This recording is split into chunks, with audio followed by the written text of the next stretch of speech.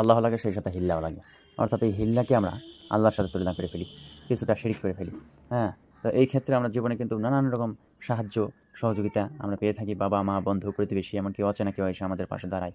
তো অনেক সময় আমরা এই সময় ভেবে থাকি যে এইসব সাহায্য হ্যাঁ, যদি স্বীকার করি তাহলে মনে হয় আল্লাহর উপর ভরসা কমে যায়, বা আল্লাহর উপর ভরসা কমে গেলে যাক, কিন্তু এই সমস্ত সাহায্য ছাড়া তো আমরা বাঁচতে পারবো না।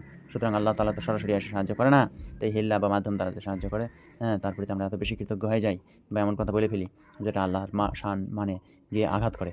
হুম, তো এটা একটা বিষয় হলো যে আল্লাহই আমাদের কাছে তার সাহায্য পৌঁছায় দেন তার সৃষ্টির মাধ্যমে। জীবনে যেসব হিল্লা বা মাধ্যম আসে তারা নিজেরা কিছুই নয়, তারা কেবল স্রষ্টার আদেশ মেনে মেনে চলা, স্রষ্টার আদেশে একটা মাধ্যম, চলা মাধ্যম। আল্লাহর সৃষ্টি, আল্লাহর দয়া, আল্লাহর রহমত এদের মাধ্যমেই আসে। যেমন বৃষ্টি আসে, ফসল হয়, কিন্তু বৃষ্টি নিজের থেকেই কিছুই করতে পারে না। অক্সিজেন থেকে আমরা, বাতাস থেকে আমরা অক্সিজেন গ্রহণ করি, কিন্তু বাতাস নিজের থেকে কিছুই করতে পারেনি। তো কেউ পাশে এসে দাঁড়ালে কিন্তু সেই হৃদয়ে দয়ার বীজ বপন করেছেন একমাত্র স্রষ্টা। এখানে ধরেন যে একজন বাবা যদি তার 5 সন্তানকে 5টা রুটি দিয়ে বলে নিজেদের মধ্যে ভাগ করে খাও, তো যেই ছেলেটি ভাগ করে দিল, তার প্রতি অবশ্যই অন্য ভাইয়েরা কৃতজ্ঞ থাকবে, কিন্তু তাই বলে এই নয় যে সমস্ত ক্রেডিটের ভাগিদার সেই ভাইটি হবে। বরং রুটি এসেছে বাবার পক্ষ থেকে, আদেশও এসেছে বাবার পক্ষ থেকে, এবং যত্ন বাবারই। তেমনি করে কেউ যদি আমার পাশে এসে দাঁড়ায়, আমাকে সাহায্য করে, সে সাহায্যটি আল্লাহর পক্ষ থেকেই আসে।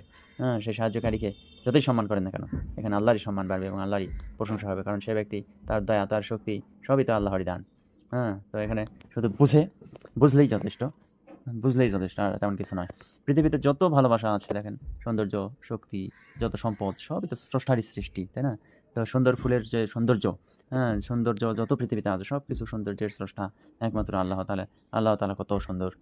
শক্তিশালী পাহাড়, শক্তিশালী আগুন, শক্তিশালী নদী, এই সমস্ত শক্তি, এই শক্তির মূল উৎস এই শক্তির স্রষ্টা আল্লাহ তাআলা। এদের যদি আমরা ভয় করি, শ্রদ্ধা করি, তাহলে তো আল্লাহর আপত্তি থাকবেই।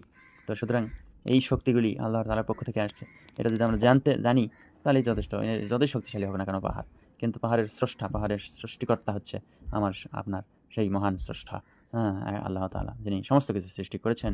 তাহলে এগুলো সৃষ্টি করেছেন, তার শক্তি কেমন! সর্বোচ্চ শক্তিশালী তিনি, তিনি শক্তির উৎস, মহান। হুম সুতরাং এই হিল্লা বা মাধ্যমকে সম্মান করা মানে স্রষ্টার প্রতি কৃতজ্ঞতা রাখা, এটা মনে রাখা দরকার। কারো অবদান স্বীকার করা মানে স্রষ্টার সাথে শিরিক নয়, এই বিষয়টি জানা দরকার। তা আমাদের আল্লাহর প্রতি কৃতজ্ঞতা আরও বেশি বেড়ে তুলবে যখন আমরা আমরা একজন মানুষ আরেকজন মানুষকে ভালোবাসবো, একজন মানুষ আল্লাহর কোনো সৃষ্টিকে আল্লাহর সৃষ্টি বলে স্বীকার করে নিব। হ্যাঁ আল্লাহ লাগে, আর সেই সাহায্য পৌঁছায় তারই সৃষ্টি। আর আল্লাহর হিকমত এটাই, আল্লাহর তাওহীদের সৌন্দর্য এটাই। যেমন সূরা যুখরুকের 13 নম্বর আয়াতের মধ্যে আল্লাহ তাআলা বলতেছেন, তোমাদের কাছে যা কিছু কল্যাণ আছে তা সব কিছুই আমার পক্ষ থেকেই আসে, আল্লাহর পক্ষ থেকে আসে। তিনিই তোমাদের জন্য জমিনকে অনুগত করে দিয়েছেন। জমিন মানুষের অনুগত। পৃথিবীতে যত সৃষ্টি আছে সব কিছু মানুষের উপকারের জন্য।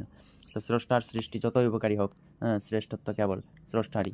সুতরাং আমরা আল্লাহর উপরই ভরসা রাখি, এবং আল্লাহ তাআলার পক্ষ থেকে যত নিদর্শন, সব কিছু আল্লাহরই প্রশংসার, আল্লাহরই কৃতজ্ঞতা, আল্লাহর রহমত স্বীকার করে নেওয়ারই একটা বিষয়, অংশ।